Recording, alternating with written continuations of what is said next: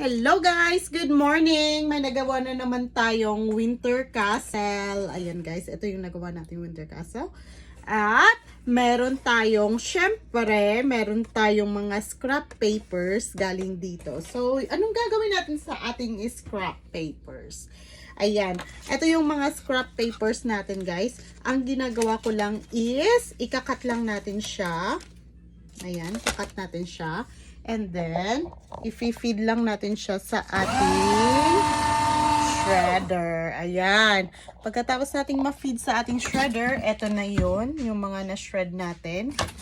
So, ang gagawin natin is, i-crumple natin siya para magiging ganito. O, diba? Okay. Ito yung gagamitin natin.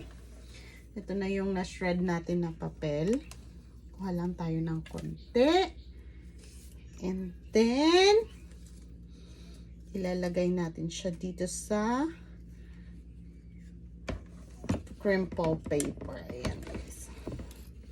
Ayan, i-feed lang natin siya.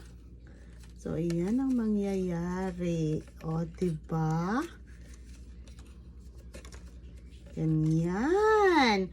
And ito na yung mangyayari guys. So, pwede nyo na siyang gawing pang stuffing sa inyong mga gift boxes. So, at least wala tayong tapon. O, diba?